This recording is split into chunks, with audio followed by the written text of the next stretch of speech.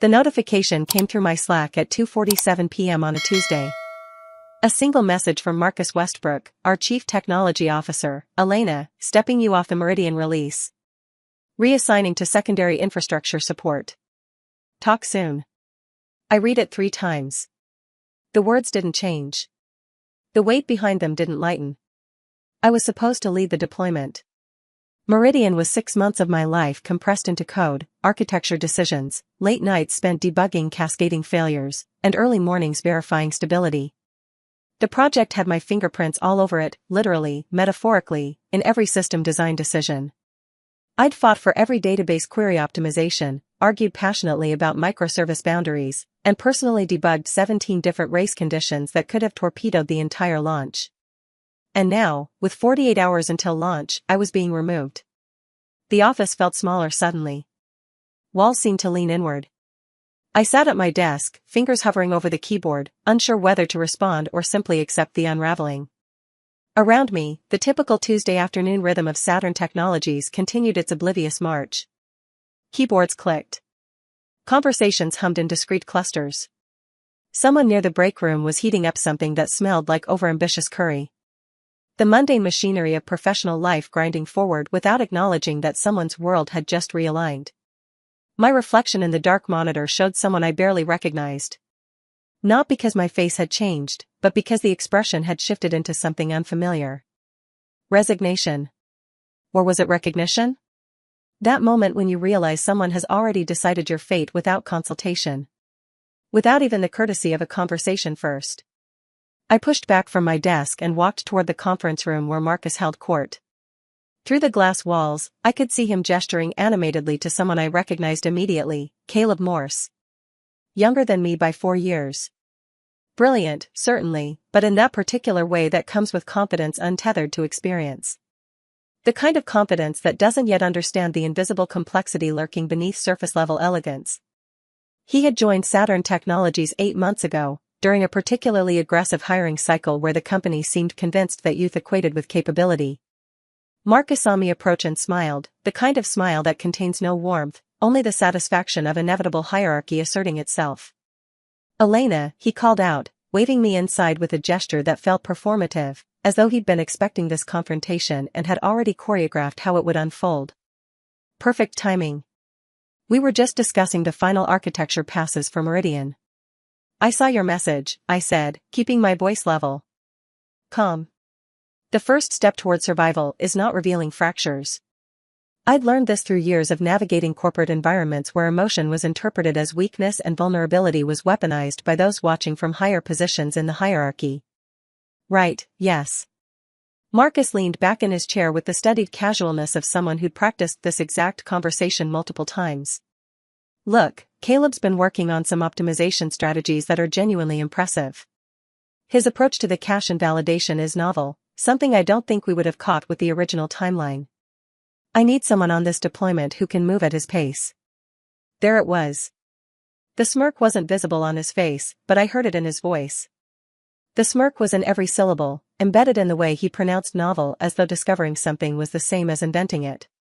The way he said move at his pace as though I operated at some diminished velocity, some reduced frequency incapable of matching younger energy. Caleb looked away, suddenly finding the wall behind Marcus intensely interesting. The paint was a standardized corporate beige, the kind of neutral that attempted to communicate neither comfort nor threat. At least Caleb had the decency to feel uncomfortable. That small gesture, his inability to meet my eyes, told me more than any apology could have. He knew this wasn't merit. He knew this was politics wearing the convenient mask of technical capability. I see, I said. And secondary infrastructure support is where you need me now? It's important work, Marcus said, his tone taking on that patronizing edge reserved for senior staff being sidelined. Someone with your reliability and stability-focused mindset is exactly what we need maintaining our core systems. You're like a Swiss watchmaker. Precision. Attention to detail. We can't lose that kind of discipline in the background infrastructure. Reliability.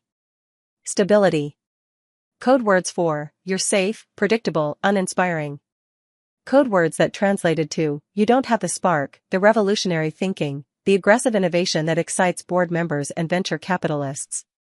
I'd spent the last 3 years building systems that never failed, and now that competence had become a liability, proof that I lacked the imagination to break things in interesting new ways. And Caleb will take the lead on Meridian? I asked, knowing the answer but needing to hear him say it. To watch him commit to this decision aloud, in the presence of the younger engineer who would inherit my work.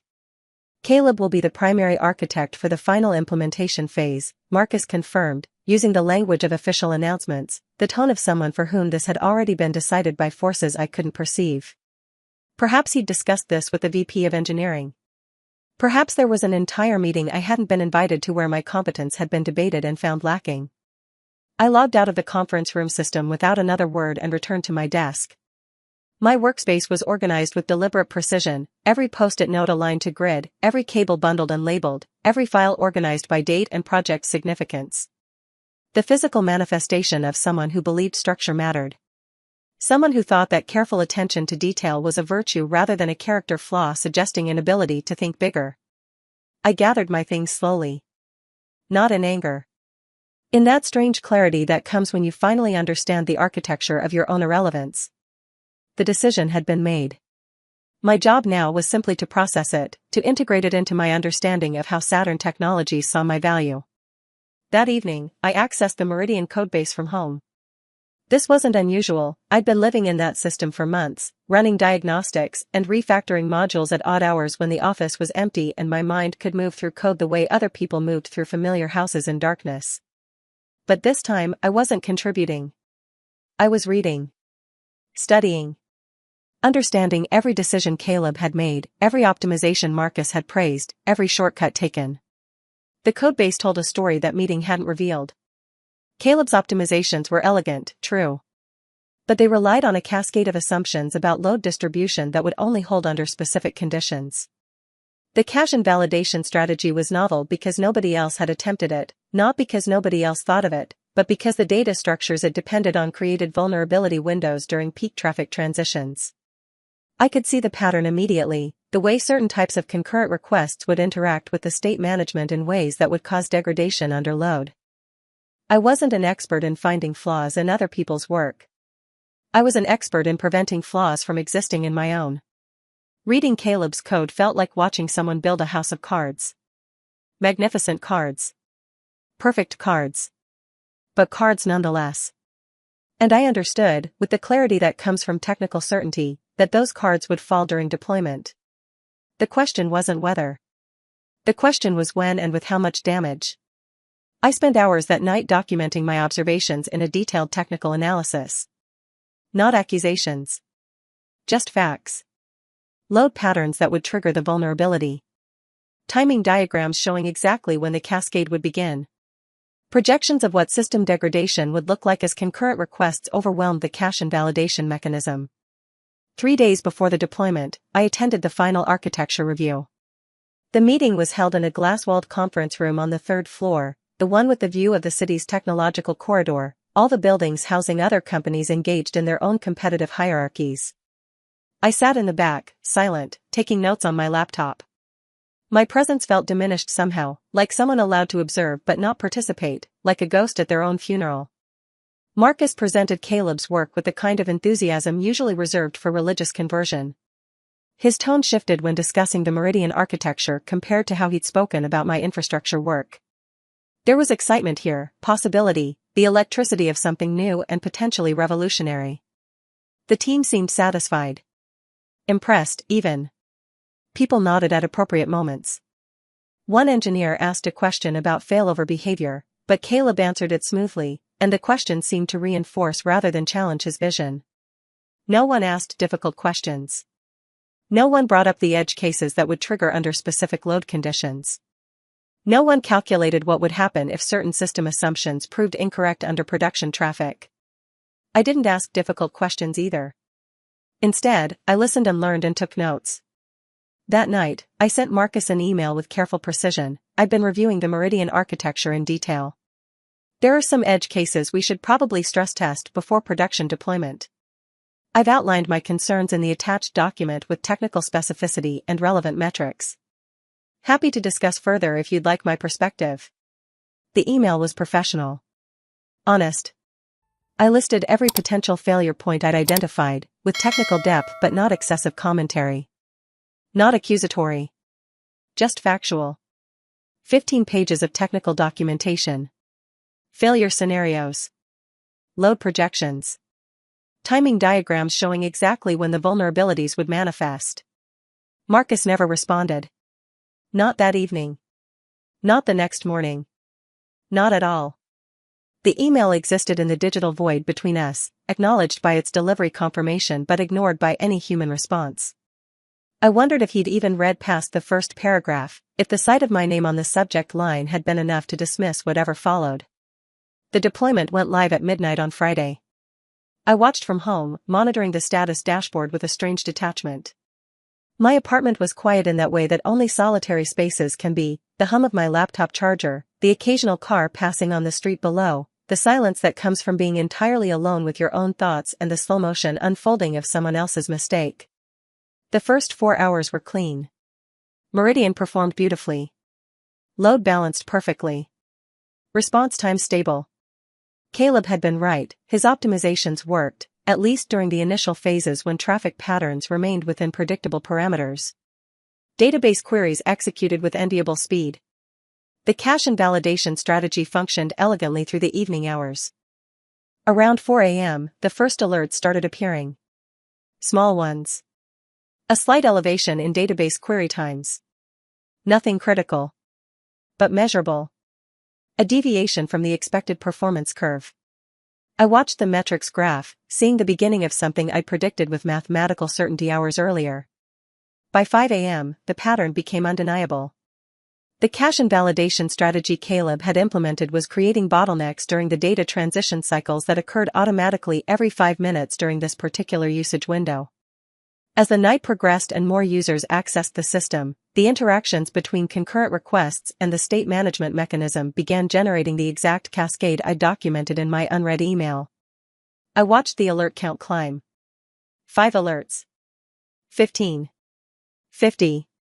Each one representing a moment where the system was struggling under the weight of assumptions that didn't hold when reality applied sufficient pressure. By 6 a.m., the system was in managed degradation. Not crashed. Not yet. But clearly wounded and getting worse. Response times had degraded from 200 milliseconds to nearly 2 seconds. The database connection pool was becoming saturated with queries waiting for the cache to resolve. The elegant optimization that had impressed everyone in the architecture review was now actively choking the system. At 6:47 a.m., Marcus burst into the office. I wasn't there. I was home, still watching, still monitoring, still observing the unfolding of exactly what I'd predicted. But I heard about it later from people who saw him appear in the engineering workspace like a thunderstorm looking for lightning to strike.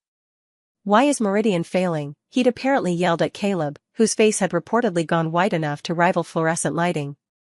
I pulled one of my best engineers off this project for you, and the system is crashing?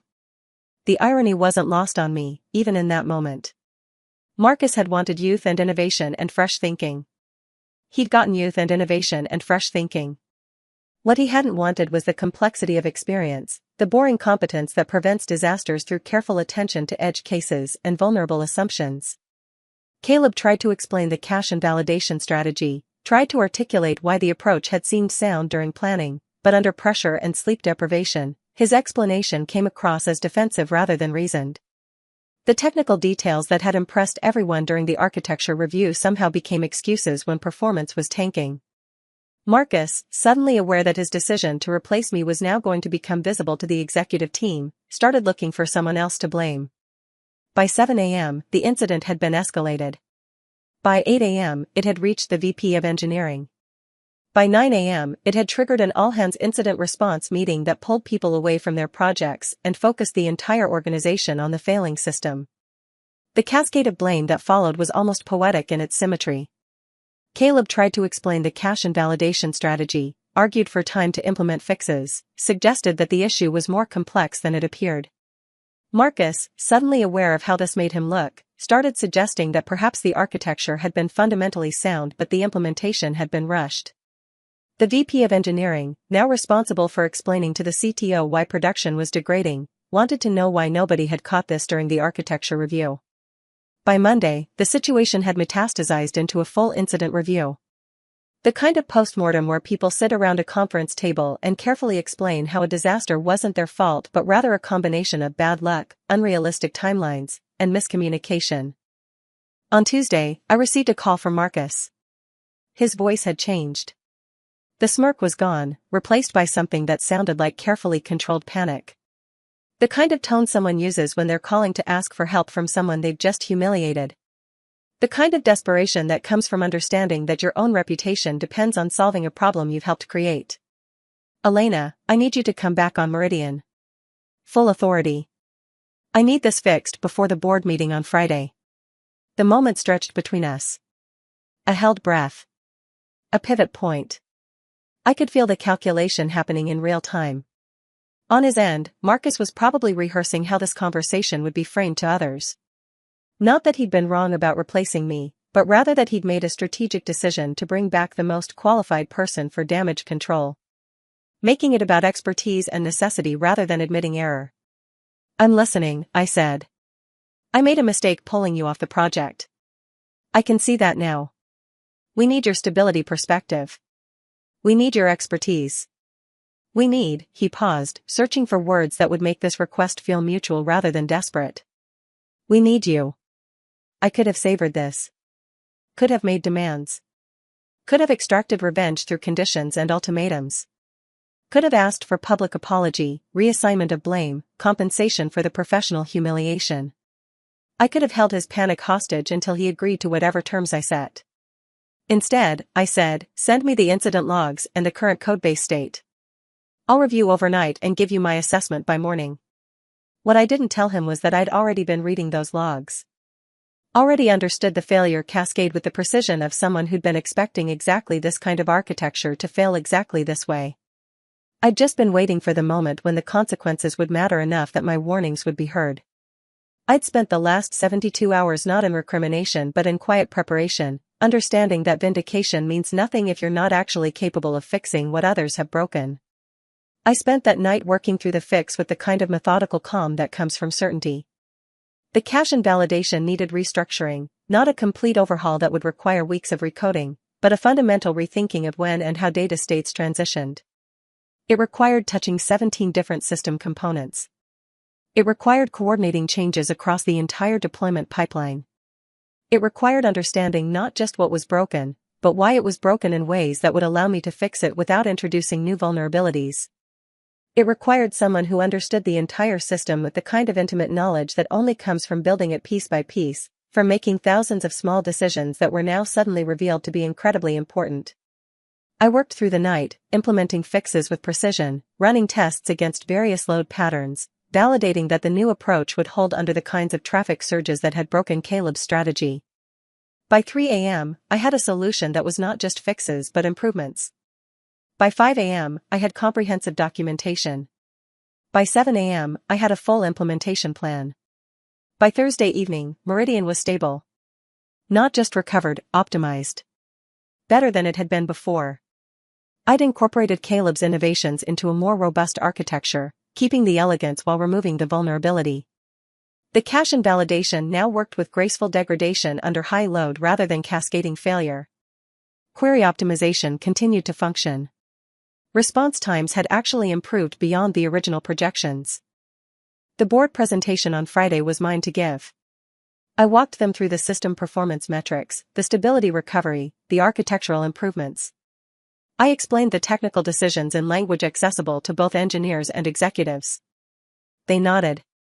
They were satisfied. The crisis had been averted by competence and expertise. The system was now more resilient than anyone had planned for. Marcus sat in the back of that presentation room, and I could see the calculation happening behind his eyes. He was already rewriting the narrative in his mind, probably rehearsing how he'd explain to the executives that the architecture had needed refinement, that bringing back someone with my perspective had been strategic thinking all along. That he'd actually planned to have me return for the final optimization phase. That this whole situation demonstrated excellent crisis management on his part. But something had shifted for me during those 72 hours. I'd learned something that went deeper than technical architecture. I'd learned that being right without being heard is just a form of silence. And that sometimes, the most powerful response to dismissal isn't anger or confrontation, it's simply being indispensable when the moment demands it. Not through manipulation or withholding knowledge, but through the simple act of demonstrating competence at scale, when the stakes are highest and performance is most visible. After the presentation, I requested a meeting with Marcus in his office. He looked eager, probably preparing to offer me some reconciliation or restoration of my previous position. Maybe a promotion. Maybe a bonus. Maybe something to make me forget that I'd been discarded. I want to transition off the Meridian project, I told him before he could speak. Permanently. He blinked, recalibrating. What? Elena, you just... I want to launch a new initiative, I continued, speaking with the kind of calm certainty that comes from having thought this through during 72 hours of solo work. Systems resilience consulting. I'd be identifying architectural vulnerabilities across all our major deployments before they become crises. It would report directly to the CTO office, but operate independently. I'd be responsible for comprehensive system reviews, stress testing, edge case analysis, and architectural recommendations. Essentially, I'd be preventing the next Meridian disaster before it happens. Marcus leaned back in his chair, trying to understand what was happening. This wasn't the response he'd anticipated. He'd expected gratitude or negotiation, not a demand for something entirely different. You want a promotion, or? I want to do work that matters to me, I said. And I want to stop investing emotional energy in proving my value to people who've already decided it doesn't exist. The clarity in my voice must have communicated something he recognized, because his expression shifted. The smirk appeared again, but this time it was different. Not triumph, but something approximating respect. Or perhaps fear. The fear that comes from understanding that someone you've mishandled has moved beyond your ability to control them through conventional means. He started. That's actually not a bad idea. We could use that kind of proactive approach. Frankly, after this week, preventing the next Meridian situation seems incredibly valuable. I know, I said. I've known for months. The difference is, now you know too. I stood up and left his office without waiting for further discussion. As I walked down the hallway, I could feel something shifting inside me. Not anger. Not satisfaction from seeing Marcus understand his mistake. Something simpler and more profound. A recalibration of how I understood my own value. The narrative I'd been living, the one where I was defined by recognition from people who underestimated me, ended that day. Not because I'd won some invisible battle against Marcus or Caleb or Saturn Technologies. That victory would have been hollow, another form of the same old game, just played from a higher position on the hierarchy. It ended because I'd finally understood that vindication isn't about proving others wrong. It's about proving yourself right in a way that transcends their opinions entirely. It's about reaching a point where their assessment of your capabilities becomes irrelevant because you've developed an internal compass that doesn't require external validation to function. Caleb apologized to me 3 weeks later in the hallway near the break room. He found me when I was heating up afternoon coffee, back in my usual spot by the window that overlooked the parking lot. His expression carried genuine guilt, the kind that comes from having spent weeks replaying a decision that wasn't really his to make but which he'd nonetheless benefited from. I'm sorry, he said, and I could hear the weight of those words, the genuine remorse beneath them. For how that went down. For letting Marcus push me into taking something that should have been yours. He'd been struggling with the guilt of that moment in the conference room, carrying it like weight he wasn't built to support. I could see it in the way he'd started asking more questions in code reviews, in the way he'd begun seeking input from senior engineers rather than assuming his way forward. He was learning. I don't hold it against you, I told him, and I meant it completely. You were just playing the game everyone plays when hierarchy demands it. That's not a failing, that's navigating complex social systems the way we all do. He looked relieved, though not entirely convinced. It was still wrong. And for what it's worth, your work on the Resilience Initiative is impressing everyone. The team talks about how thorough your reviews are. That's the work that matters, I said. Not because it's impressive. But because it's preventing disasters. That's worth caring about. The real transformation wasn't in the explosion of Meridian or Marcus's subsequent attempts at reconciliation. It was quieter than that. It lived in every decision I made going forward to align my work with my own sense of purpose rather than with external validation. To focus on the work that mattered to me rather than on whether others acknowledged its importance. 6 months later, my resilience consulting initiative had identified and prevented 4 potentially catastrophic system failures across different Saturn Technologies deployments. Each one would have cascaded into production outages if left undetected.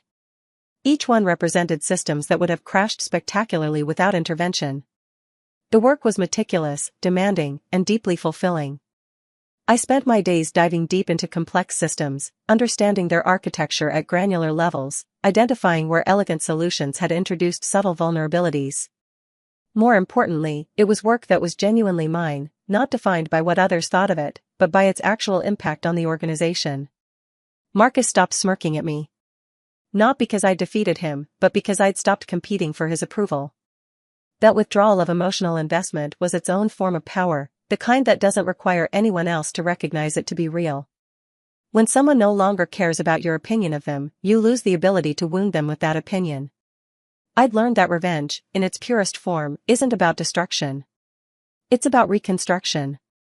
It's about taking the fragments of yourself that were dismissed and dismissed and dismissed again and building something so intentional, so deliberate, so undeniably necessary that the dismissal becomes the punchline to a joke only you fully understand. And standing in my office one evening, looking out at the city beyond Saturn Technologies' windows, watching the lights begin to twinkle in the gathering darkness, I felt something that wasn't anger or triumph or vindication or any of the emotions I'd expected to feel in this moment. It was peace. The kind that comes from knowing exactly what you're capable of and refusing to let anyone else's short-sightedness diminish that knowledge. The kind that comes from understanding that your value isn't determined by whether others perceive it, but by the work itself and what that work means to you.